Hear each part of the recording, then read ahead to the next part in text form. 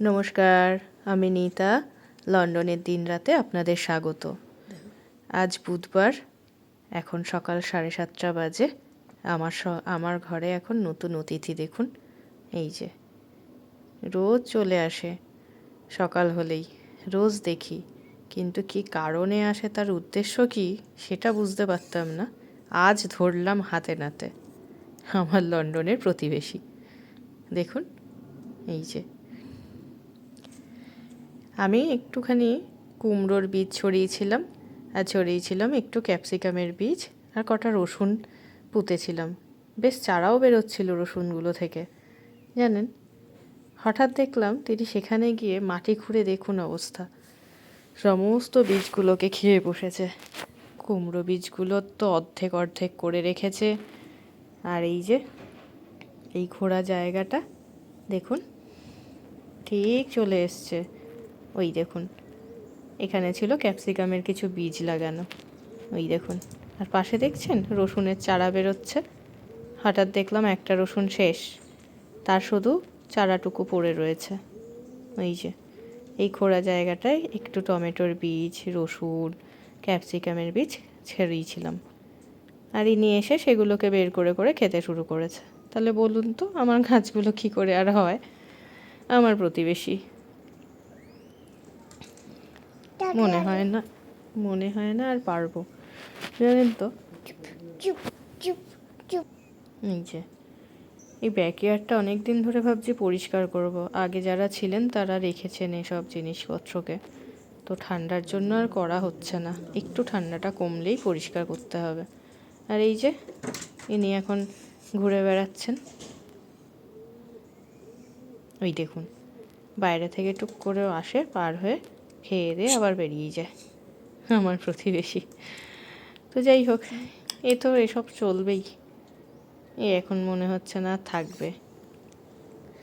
ওই যে পালালো। চলুন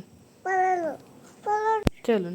এই যে এখানকার শিম, এগুলো না এখানের শিম। দেশি শিম পাই না তা নয়, পাই বাংলাদেশের দোকানটা থেকে, কিন্তু ফ্রিজে এগুলো ছিল, তো ভাবলাম এগুলোকে আজকে ইউজ করে ফেলি, নষ্ট হয়ে যাচ্ছে। আজকে একটুখানি বিউলি ডাল করবো মূলো, শিম, টমেটো, ধনেপাতা দিয়ে, তাই এগুলোকে বের করে নিয়েছি। শেষও হয়ে গেল, আর আমার একটা পদও তৈরি হলো। এখানকার শিমগুলো এরকমই। ফ্রাইং প্যানটা বসিয়ে নিয়েছি আগে, টিফিনটা বানিয়ে নিই, কারণ টিফিনটা বানানো হয়ে গেলে তাহলে পরপর কাজগুলো হয়ে যাবে, দেরি হবে না আর। আজকে আবার অফিস যাবে তো। তেল তাওয়া বসিয়ে দিয়েছি, গরম হয়ে গেছে তেল। এখানে একটুখানি গাজর আর ক্যাপসিকাম কুচি করে রেখেছি, একটু গাজর আর ক্যাপসিকাম দেব। আদাটা আমার কোড়ানো হয়নি, আদাটা একটু কুড়িয়ে নিই। আজকে উপমা বানাবো সুজির। কালকে পরোটা তরকারি করেছিলাম, আজকে একটু উপমা বানিয়ে দিই। চেষ্টা করি নতুন নতুন করে দেওয়ার, একঘেয়েমি যাতে না লাগে। আর কর্তামশাইয়ের উপমাটা খুব পছন্দের। আদা দিয়ে দিলাম, এবার দেবো একটু কারি পাতা, সর্ষে, আর একটা কাঁচা লঙ্কা।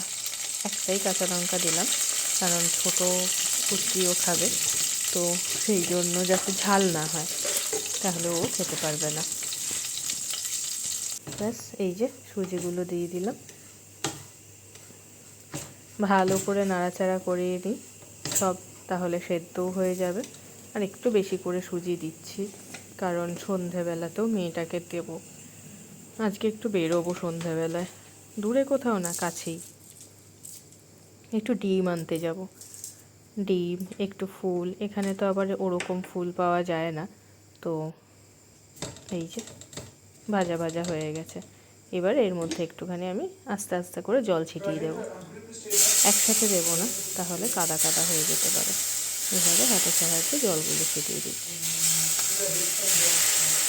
তো ডিম আনতে যাবো, তার সাথে একটুখানি টুকিটাকি আনতে যাওয়ার আছে। আর এই যে বললাম, ফুল তো এখানে সেরমভাবে পাওয়া যায় না, বুকেতে পাওয়া যায়, তো ওই বুকেই নিয়ে আসবো, আর ওখান থেকেই ঠাকুরকে দিই ছিঁড়ে ছিঁড়ে। এই যে প্রায় হয়ে গেল আমার উপমা। এর মধ্যে একটু নুন দিয়ে দিয়েছিলাম, ব্যাস রেডি। এই টিফিন বক্সটা ঢেলে নিই, তাহলে সন্ধেবেলায় আমার একটু গরম করতে সুবিধে হবে। মাইক্রোওয়েভ প্রুফ আছে, তো সুবিধে হবে সেটা আমার করতে।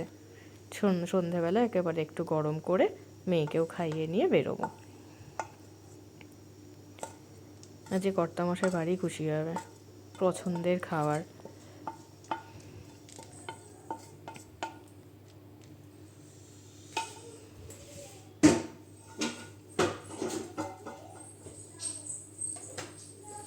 চলুন টিফিন বক্স একটু বেড়ে নিই। এই যে ব্যাস কর্তামশাইয়ের জন্য তৈরি। টিফিনটা দেওয়া থাকলে না চিন্তা থাকে না আর কী খাবে না খাবে, সেই কোন সকালে দুটো ভাত খেয়ে যায় বলুন, চিন্তা তো লাগে। আর এই যে হাজির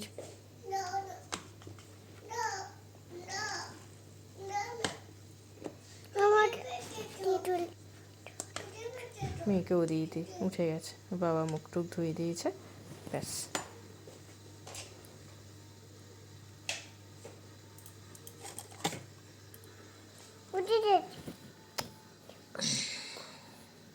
কোথায় ঠিক করে ধরো, আস্তে করে ধরো,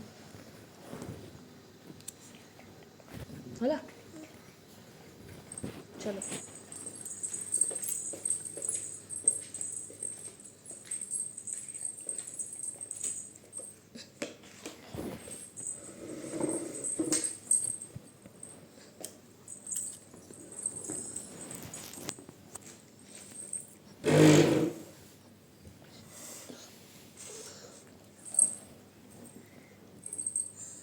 মর্নিং।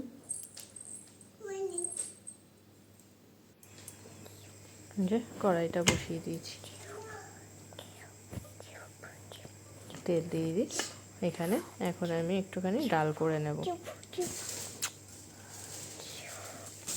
তেলটা গরম হয়ে গেছে, তেজপাতা, রসুন, শুকনো লঙ্কা, টমেটো আর শিমগুলো দিয়ে একটু ভাজা ভাজা করে নিই। রসুনের কাঁচা গন্ধটা প্রায় চলেই গেছে। একটু ভালো লাগছে না, এর মধ্যে একটু নুন হলুদ দিয়ে দিয়েছি।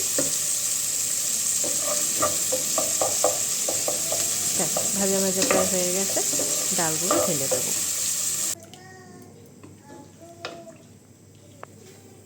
বেশি করে ধনে পাতা দেব। এই ডালটায় ধনে পাতা না দিলে ঠিক ভালো লাগে না। ব্যাস রেডি আমার ডাল, এটা ঢাকায় হতে থাক। আজকেই ছোটো মাছটুকু করব। এই যে সেদিনকে বলছিলাম বাংলাদেশের ওই দোকানটা থেকে এই প্যাকেটটা নিয়ে আসি। আজকেরটায় আবার শিঙি মাছ নেই জানেন তো, বাচ্চাটাকে দিতে পারবো না, তো ওর জন্য ভাবছি একটা ডিম করে দেবো। এটা এই একটাই শিঙি মাছ পড়ে রয়েছে, আর বাকি সব ছোটো মাছ, ও তো খেতে পারবে না, তাই ওকে ডিম করে দেবো। তো চলুন এটাকে একটু নুন হলুদ দিয়ে মাখিয়ে নিই।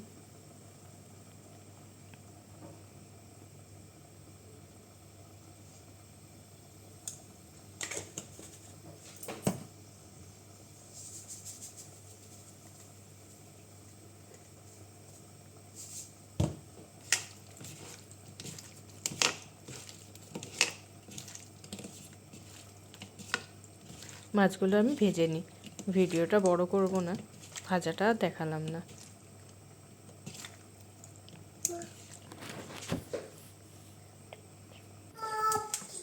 চলো পেঁয়াজ দিয়ে দিই আর একটু টমেটো, আদা দেবো অল্প করে, আর দুটো কাঁচা লঙ্কা কুচিয়ে দিলাম। সেগুলোকে একটু নাড়াচাড়া করে নিই। ভাজা ভাজা হয়ে গেলে আজকে আলু আর বেগুন দিয়ে করবো জানেন তো।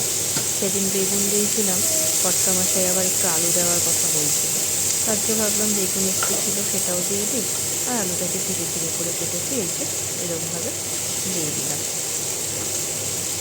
আলুগুলো দিয়ে একটু একটু ভাজা ভাজা করে নিই। পেঁয়াজটাও ভাজা হয়ে যাবে, আলুটাও একটু ভাজা হয়ে যাবে, আর একটু পরেই আমি এর মধ্যে বেগুনগুলো দিয়ে দেবো। এই মাছের ঝোলটা খেতে এত ভালো লাগে, ভীষণ ভালো লাগে, আমাদের দুজনেরই খুব প্রিয়, তাই মাঝে মাঝেই নিয়ে আসি।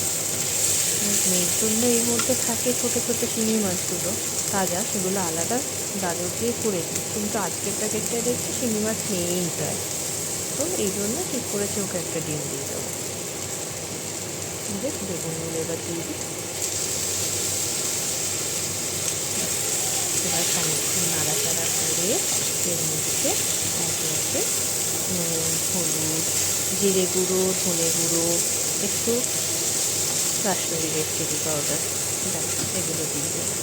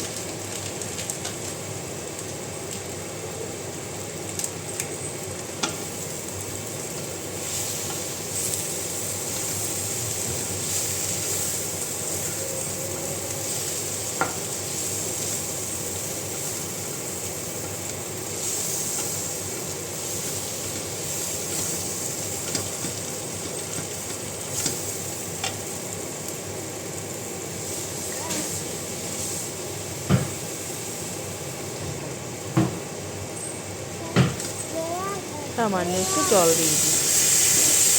দিয়ে দিই, কষিয়ে নিই। দারুণ দেখতে হয়েছে, তাই না? এই মাছটা ভীষণ ভালো লাগে কিন্তু খেতে।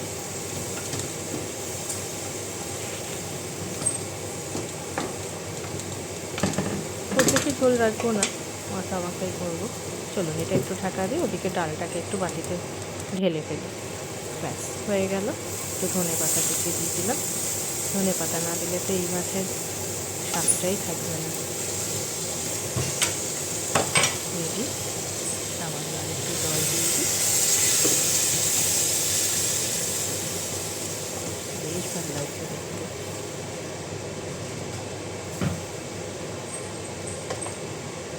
মাছগুলোকে দিয়ে দিই। আমার রান্না প্রায় হয়ে গেছে। আর ওদিকে একটুখানি উচ্ছে আলু সেদ্ধ করে দিয়েছি। উচ্ছেগুলো অনেক দিন ধরে ফ্রিজে রয়েছে, তাই নষ্ট হয়ে যাচ্ছে, এই জন্য পরপর কালকেও করে ফেলেছিলাম ভাজা, আজকে সেদ্ধ দিয়ে দিয়েছি। দেখুন আমার রান্না শেষ। আর একটু নুন দিয়ে দিই, নুনটা মনে হচ্ছে একটু কম হয়েছে, এটা আবার নুন ঝাল ঠিকঠাক না হলে ভালো লাগে না। চলুন আমার তো হয়ে গেল, ঢাকা দিয়ে দিই এবার। আলুগুলো সেদ্ধ হয়ে যাবে আর বেগুনটাও নরম হয়ে যাবে। দেখুন কি দারুণ হয়েছে দেখতে। ব্যাস আমার দুটো রান্না রেডি, ডালও হয়ে গেছে, মাছও হয়ে গেছে। কর্তামশাই আসলেই খাওয়ার বেলা, খাওয়া দাওয়াও হয়ে যাবে এক্ষুনি। ব্যাস খাওয়া হয়ে গেল, এবার বেরোনো। কর্তামশাই চললেন অফিস। আমার ব্লগটা এখানেই শেষ করলাম। ধন্যবাদ, সকলে ভালো থাকবেন।